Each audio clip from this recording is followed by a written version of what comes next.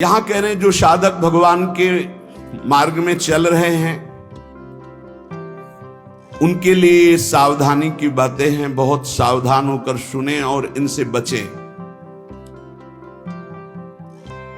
जो उपासक इन बातों से नहीं बचता वो अपने लक्ष्य से भ्रष्ट हो जाता है। इसलिए बहुत काम की बात है। पहला है किसी भी सभा समिति संगोष्ठी में शामिल ना होना जहां एक दूसरे की कटाक्ष हो रही हो, जहां एक दूसरे की निंदा की जा रही हो, जहां ये सब नहीं, इसमें नहीं फंसना। साधक को नहीं फंसना। भगवत प्राप्ति करने वाले साधक को सबसे पहले बचना है। आज आना वहां सभा है, आज वहां समिति है, वहां ऐसा संगोष्ठी है, इस विषय की चर्चा है, नहीं। सत्संग, एकांत सेवन, भगवत सेवा, सत्संग, इष्ट मिले और मन मिले, मिले भजन रस रीति, तहां निसंग कोहे मिलिए तासों की जे प्रीति। कभी नहीं गए। कई तरह की हानियां हो जाती है, साधक बहिर्मुख हो जाता है। इसलिए साधक को कभी सभा में, समिति में, ऐसी जगह नहीं जाना चाहिए। मना कर रहे हैं। सभा समितियों में शामिल होना मानो अपनी साधना को नष्ट करना है। जो लक्ष्य प्राप्ति के लिए चलना चाहता है, सभा समिति संगोष्ठी, ये नहीं। एकांत सेवन, सत्संग सुना, अपरिचित जीवन, किसी से कोई परिचय नहीं। अखबार पढ़ना, समाचार देखना, ये उनके लिए सही है जो समाज सेवी हैं, जो समाज में विविध पदों में हैं। लेकिन जो भगवत प्राप्ति करना चाहता है उस साधक के लिए ठीक नहीं। ना समाचार पत्र पढ़ना और ना समाचार सुनना, ना समिति सभा में जाना, ना किसी राजनीतिक या व्यवहारिक संगोष्ठी को सेवन करना, नहीं। हम सबके हृदय में विराजमान उस परमात्म तत्व को जागृत करने के विषय में बोलते हैं। सबका हृदय मंदिर बने और सबके हृदय रूपी मंदिर में भगवान का प्रादुर्भाव, केवल उसकी चर्चा होती है। जिस प्रभाव से अनंत जन्मों से हम भटक रहे हैं, उस माया की मलिनता का नाश करके सच्चिदानंद प्रभु में स्थित होने की चर्चा होती है। बहुत चर्चाएं हो रही हैं। कम से कम एक चर्चा तो पकड़ो जिससे तुम्हारे हृदय मंदिर के पट खुले और तुम्हें साक्षात्कार हो जाए भगवान का। जब तक हृदय मंदिर में भगवान प्रकाशित नहीं होंगे तब तक कुछ काम बनने वाला नहीं। तो सत्संग हृदय मंदिर के पट खोलता है। सत्संग ज्ञान चक्षु खोलता है, प्रेम नेत्र खोलता है। सभा समितियों में जाना, पक्ष विपक्ष की वार्ता करना, समाचार पत्र पढ़ना, समाचार देखना, इस साधक को छोड़ देना चाहिए। दूसरा, कोई भी मनुष्य तुम्हारे जीवन में विशेष अधिकार प्राप्त न कर पावे। कोई भी पूरी सृष्टि में विशेष अधिकार, अरे वो अपने हैं, तो फिर श्यामा श्याम तुम्हारे कैसे रहे? श्यामा श्याम तो तभी अपने माने जाएंगे जब कोई और अपना ना हो। मेरे तो गिरधर गोपाल दूसरो न कोई, सिद्ध महान प्रेम रस में डूबी हुई मीरा जी के वचन है। मेरे तो गिरधर गोपाल दूसरो न कोई। गोस्वामी तुलसीदास जी, एक भरोसो, एक बल, एक आस विश्वास, एक राम घनश्याम हित चातक तुलसीदास। किसी भी मनुष्य से विशेषता पूर्वक आपका संबंध ना होने पावे, स्थान विशेष में आसक्ति ना होने पावे, वस्तु विशेष में स्वाद ना आने पावे। भगवत प्राप्ति करना है तो दूसरी बात, सावधानी पूर्वक। कोई हमारा विशेष नहीं, कोई खास नहीं, कोई वस्तु, व्यक्ति, स्थान, कोई विशेष हमारे नहीं। जहां राखो ता रहो, मान सुख रास है। जहां मेरे स्वामी जैसे रख रहे हैं वैसे रह रहा हूं। मेरा नहीं, मेरे स्वामी कहे जब चाहे तब हटा दे, जब चाहे तब रख ले, उनकी बात है।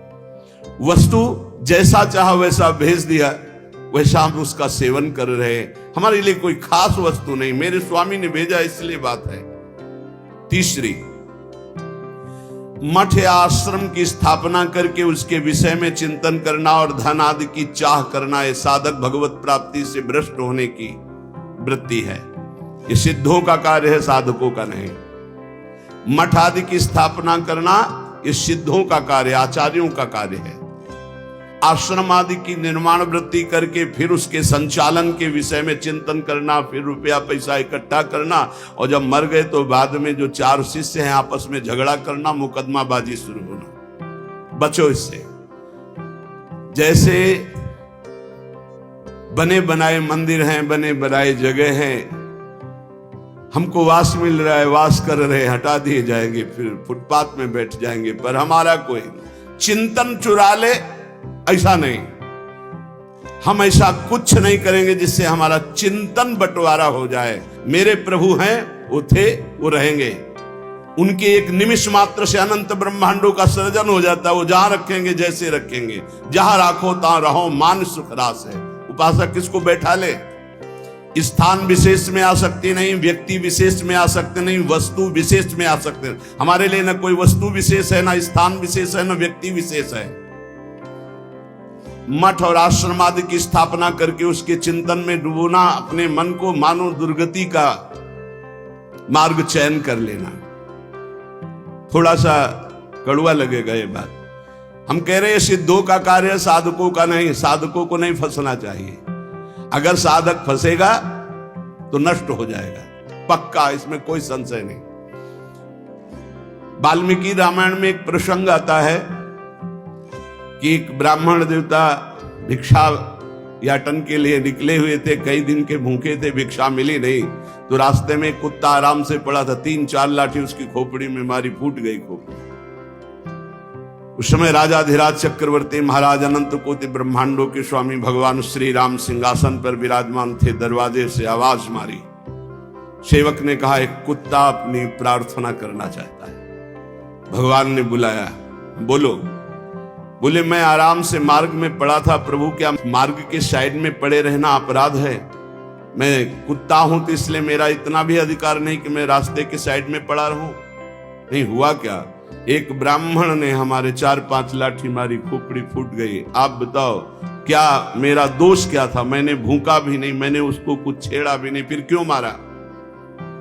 बोले हमारे दरबार में ब्राह्मण को तो दंड दिया नहीं जाता। हाँ आप आए हो इसलिए बुलाते हैं उनको और प्रार्थना करेंगे कि ऐसा क्यों किया। बुलाए गए, भगवान आदर किए उन्हें और कहा आपने ऐसी त्रुटि क्यों की, क्यों मारा इसको? बोले 3-4 दिन से भिक्षा नहीं मिल रही थी, आराम से सो रहा था, मैं भूखा टहल रहा हूं, गुस्सा है, हमने मार दिया। अपराध है आपका? हाँ है। कुत्ते से कहा कि मैं तो दंड नहीं दे सकता क्योंकि हमारे दरबार में ब्रह्म ऋषि को दंड नहीं दिया जाता। आप दंड निर्धारित कीजिए, क्या दंड दिया जाए? उनका कलिंजर पर्वत का इनको महंत बना दिया जाए। तो ये दंड है, पुरस्कार। जिसको मांगने से भी भिक्षा नहीं मिलती, वो कलिंजर पर्वत के बहुत बड़े आश्रम का महंत बन जाएगा आगे चलकर, तो ये तो पुरस्कार मिला, ये तो दंड थोड़ी। बोले नहीं प्रभु, मैं मानते ही हूं, पूर्व का मैं मानते ही हूं, जो कुत्ता बना हूं, ये जब कुत्ता बनेगा ना तब इसको समझ में आएगा। सीधे कुत्ता ना कह करके इसको हमने, अगर साधक ये सिद्धों का खेल है, जो स्वात्मानंद में मगन है वो पूरा साम्राज्य चला सकते हैं, लेकिन जो साधक है अगर इस प्रपंच में फंसा तो मारा जाएगा। जब तक भगवत साक्षात्कार न हो तब तक होश में मठ और आश्रम आदि की स्थापना करके उसके चलाने की चिंता करना, ये सब बिल्कुल परमार्थ से भ्रष्ट कर देने की बात है। चौथा, साधन में आलस्य, प्रमाद अपनी दिनचर्या में कभी नहीं होना चाहिए। गुरु प्रसाद से अभी तक, अब आगे भगवान जाने, अगर 102 बुखार भी है और हमारा नियम है 12:30 बजे 1 बजे जगना, तो जगना है, जगना। पैदल आते थे, अब ठीक उसी समय राउंड लगा के अपनी दिनचर्या है, अपनी दिनचर्या में 1 मिनट का फर्क नहीं। अब तो आराम से सो सकते हैं, नहीं आराम कहां, जब तक शरीर में श्वास है आराम नहीं। इसको ऐसे रगड़ा जाता जैसे कंजूस मालिक नौकर से, ऐसे इस शरीर का प्रयोग किया जाता है। एक एक श्वास बचा बचा के भगवान के चरणों में, और खूब मेहनत कराओ इससे। ये किस काम में आएगा? खा खा के अगर वजन बढ़ा रहे हो तो लकड़ी का वजन बढ़ेगा, फूंक दिया जाएगा शरीर, और किस काम में आएगा?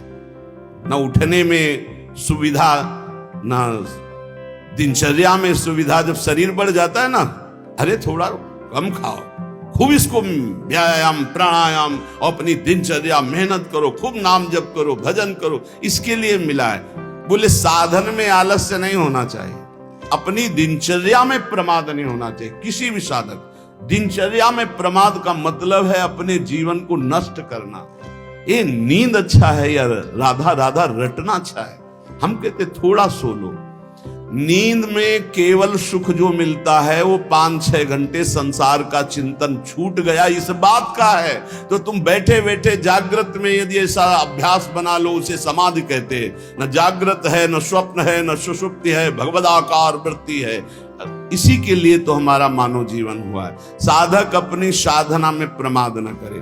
कभी 3 बजे, कभी 4 बजे, कभी 5:30 बजे, कभी 2 बजे, ऐसी दिनचर्या ने एक राइट दिनचर्या। 2-4-5 मिनट की बात अलग, पूरे जीवन आजीवन एक दिनचर्या चलनी चाहिए साधक की।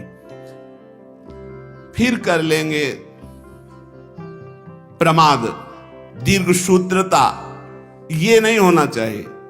11 माला कहा है, आज 5 माला हुए, कोई कल 11 और 6, फिर कल जब 11 और 6 पूर्ति कर रहे तो 6 पूरे, 11 फिर आगे कर।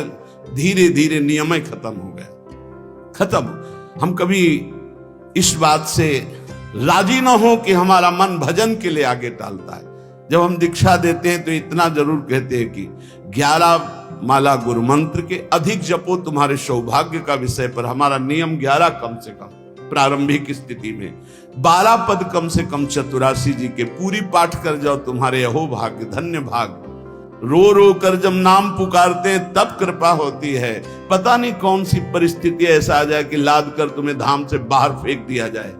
हाँ, कोई रोग हो सकता है, कोई घटना घट सकती, इसलिए सावधान। प्रमाद स्थिति नहीं, दीर्घ सूत्रता नहीं, अपने दिनचर्या में कोई फर्क नहीं पड़ना चाहिए। जिसकी दिनचर्या ठीक नहीं है, पूज्य सदगुरुदेव भगवान के वचन, साधु की पहचान उसकी दिनचर्या से होती है। जिसकी दिनचर्या राइट टाइम फिक्स चलती है, साधुता ठीक चल रही है। अगर दिनचर्या में व्यवधान, तो तुम्हारे जीवन में व्यवधान है, हटा दो, अपनी दिनचर्या में आओ। दिनचर्या ठीक होनी चाहिए।